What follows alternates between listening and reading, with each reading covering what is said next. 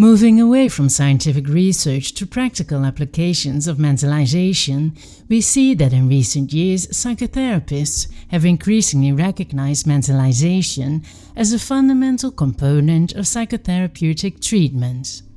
In fact, mentalization is the principal and most persistent mental activity that a patient employs during psychotherapy.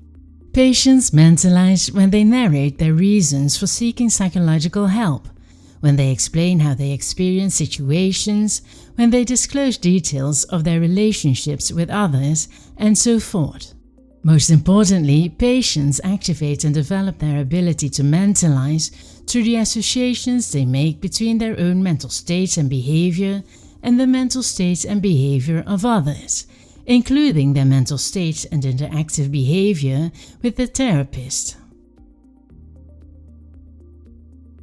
It is not only the patient, however, who mentalizes during therapy sessions. Mentalizing efforts are also employed by the therapist. Therapists are constantly trying to understand what is going on in their patients' minds, to gain insight into their mental states and behaviors, and to find the most effective way to change unhealthy patterns in their thought processes and behavior.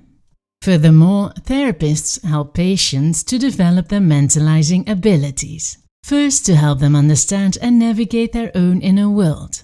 Second, to help them understand and navigate the social world. And third, to better connect their inner world with the social world.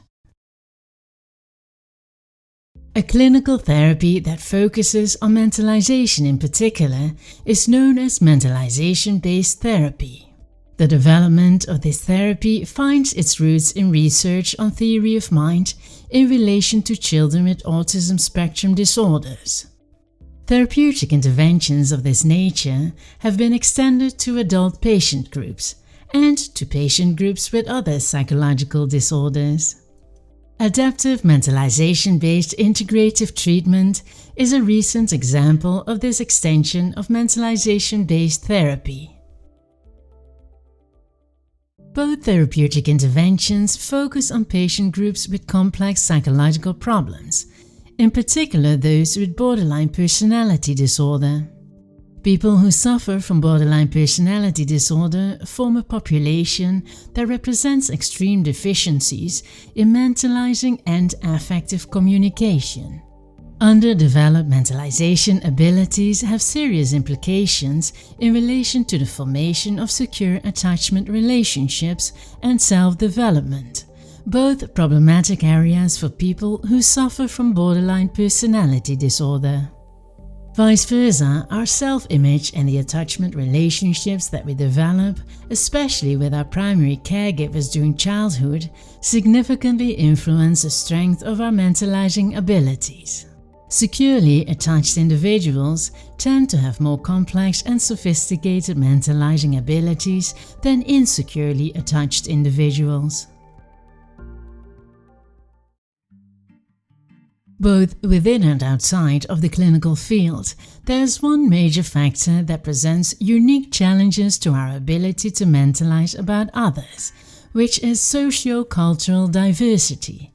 When we do not share the same values, customs, beliefs, and social rules with people we try to read, mentalizing becomes increasingly difficult, and the accuracy of our inferences decreases significantly. In particular, when we don't speak the same language, we have to rely heavily on nonverbal communication, which itself is subject to cultural differences in encoding and decoding. To conclude, mentalizing on the basic affective and strategic level enables us to take, gain, shift and shape the perspectives of others and our own perspectives. Mentalization is integral to our capability to understand others and to understand ourselves. It is the most powerful social tool that we have at our disposal, affecting our well-being on a social, psychological and physiological level. Vice versa, the ability to mentalize is affected by a wide array of intrapersonal, interpersonal and extrapersonal factors. such as our motivation to mentalize, the person about whom we mentalize, and the socio-cultural environment in which we are mentalizing. Mentalizing proficiency is associated with a multitude of social and personal advantages. Before we can determine what our mentalizing proficiency level is, however, we need to be able to recognize the indicia of good or poor mentalizing.